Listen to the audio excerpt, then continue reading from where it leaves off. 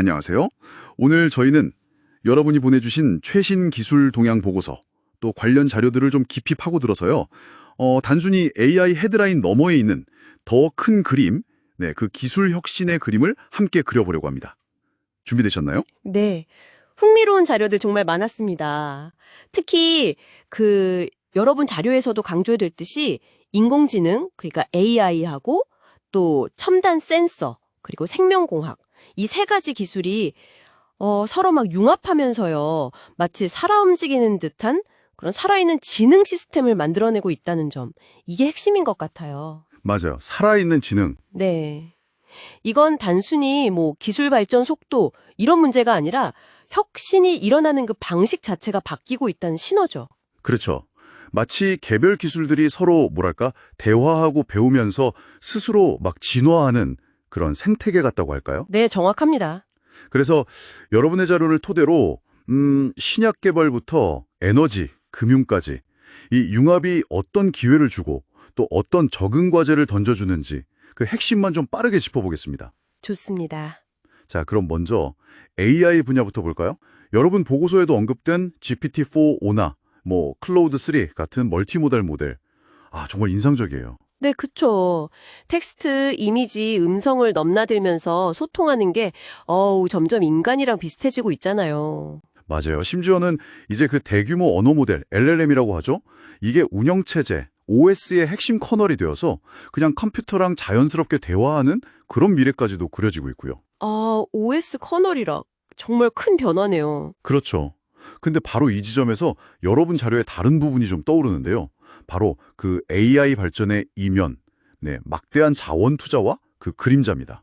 투자 문제. 오픈AI 최조 달러 펀딩 목표 이런 거 말씀이시죠? 스타게이트 JV 5천억 달러 투자 계획도 있었고요. 네, 맞습니다. 그런 천문학적인 숫자 뒤에는 그 데이터 센터의 엄청난 전력 소비, 또 물 소비 증가가 숨어 있거든요. 그렇죠. 에너지 문제. 네, 예를 들어서 마이크로소프트 물 사용량이 불과 1년 만에 50% 이상 급증했다, 이런 사례처럼요. 근데 더 놀라운 건 AI 프로젝트 실제 예산의 5배에서 10배에 달하는 숨겨진 비용. 숨겨진 비용이요? 네, 바로 인프라 현대화 비용인데요. 이 부분도 자료에서 아주 잘 지적해 주셨더라고요. 이게 생각보다 훨씬 큰 문제입니다. 와, 5배에서 10배라니 그 비용 문제가 정말 심각하군요. 근데 또 이 AI가 다른 기술이랑 만나면서 만들어내는 시너지는 정말 대단하잖아요. 물론이죠. 그 시너지는 정말 중요합니다. 생명공학 분야만 봐도 그 알파폴드 3 같은 AI 모델, 단백질 구조 예측해서 신앱 개발 속도를 획기적으로 단축시키고 있지 않습니까? 네, 맞아요. 그게 여러분 자료에서도 살아있는 지능의 대표적인 사례로 꼽혔죠.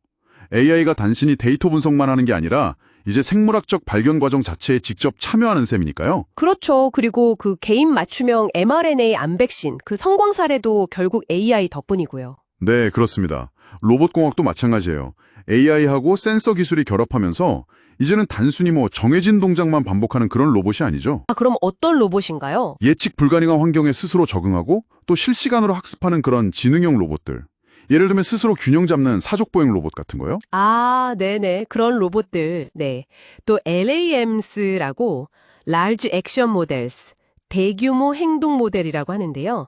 로봇이 더 복잡하고 순서가 중요한 작업을 스스로 계획하고 실행하게 돕는 그런 기술도 발전하고 있고요. LAMs, 흥미롭네요. 자동차 산업 쪽에서도 V2X, 아시죠? 차량 사물 통신 기술. 이걸 통해서 차하고 모든 것이 연결되는 세상이 점점 가까워지고 있습니다. 이 모든 게 다 여러분 자료에 나온 그 융합의 구체적인 모습들이죠. 네, 정말 다양한 분야에서 융합이 일어나고 있군요. 이런 혁신을 가능케 하는 그 컴퓨팅 기술, 특히 AI 칩 경쟁도 빼놓을 수 없죠. 그럼요. 칩 경쟁 치열하죠. 모델 훈련을 위한 고성능 GPU 개발하고 또 실제 서비스를 위한 추론용 경량 칩 개발. 이게 동시에 아주 활발하게 이루어지고 있다는 정도 자료에서 강조된 부분이고요. 네, 훈련용, 추론용 둘 다 중요하죠. 그리고 양자 컴퓨팅. 아직은 초기 단계지만 그래도 양자 기계 학습, QML 연구나 오류 완화 기술 발전 같은 걸 통해서 가능성을 계속 보여주고 있습니다. 양자 컴퓨팅까지. 정말 기술 발전 속도가 어마어마하네요. 네.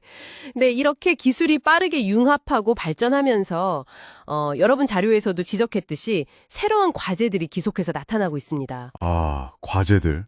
어떤 것들이 있을까요? 일단 AI가 생성한 정보의 신뢰성 문제. 예를 들어서 뭐 점점 정교해지는 딥페이크? 이거 어떻게 검증할 거냐 하는 문제. 심각하죠. 네, 딥페이크 문제 정말 걱정됩니다. 그리고 데이터나 알고리즘 자체의 편향성 문제도 있고요. 또 사이버 보안 위협도 커져서 그 DNA 합성 기술 같은 생명공학 기술이 혹시 악용될 가능성, 이런 우려도 제기되고요. 아, 생명공학 기술 악용 가능성이라. 그것도 큰 문제네요. 이중 간 AI 경쟁이 심화되는 거랑 또 각기 다른 규제 방식, 미국, 중국, EU 다 다르잖아요. 이런 것들의 충돌 가능성도 중요한 변수입니다. 그러니까 기술 자체뿐만 아니라 이 기술을 둘러싼 사회 경제적 또 지정학적 맥락을 함께 봐야 한다는 거죠. 정말 그렇네요. 단순히 기술만 볼 게 아니라 그 주변 환경까지 다 고려해야 하는군요. 오늘 저희가 살펴본 것처럼 기술은 이제 각자 발전하는 단계를 넘어서서요. 서로 막 얽히고 설키면서 예상치 못한 방식으로 그리고 훨씬 더 빠른 속도로 변화를 만들어내고 있습니다. 네. 엄청난 기회가 열리는 건 분명해요. 신약 개발, 맞춤형 서비스, 효율성 증대 같은. 그렇죠. 근데 동시에 에너지 문제, 인프라 격차, 또 신뢰성 확보, 그리고 이 빠른 변화에 대한 적응이라는 정말 만만치 않은 도전 과제들도 함께 주어지고 있습니다. 특히 그 살아있는 지능 시스템의 등장은 여러 번 자료에서도 경고하듯이 이 변화의 속도가 조직이나 사회가 그 변화를 소화하는 속도를 훨씬 앞지를 수 있다는 걸 의미하거든요. 변화 속도가 너무 빠르다? 네. 그래서 선도 기업하고 후발주자 간의 격차가 과거처럼 뭐 수십 년이 아니라 어쩌면 단 몇 달 만에 정말 회복 불가능할 정도로 벌어질 수도 있다는 거죠. 와, 몇 달 만에요? 정말 정신 바짝 차려야 할 시대인 것 같습니다. 맞습니다. 네. 오늘 저희와 함께한 이 분석이 여러분께 현재 기술 지형을 이해하는데 조금이나마 도움이 되었기를 바랍니다. 마지막으로 한 가지 질문을 던지면서 마무리하고 싶은데요. 네. 시스템 속에서 우리 인간은 어떻게 방향을 잃지 않고 또 윤리적인 기준은 지키면서 이 거대한 변화의 흐름을 주도적으로 헤쳐나갈 수 있을까요? 이 질문에 대한 여러분 학자의 답을 한번 고민해 보시는 건 어떨까요?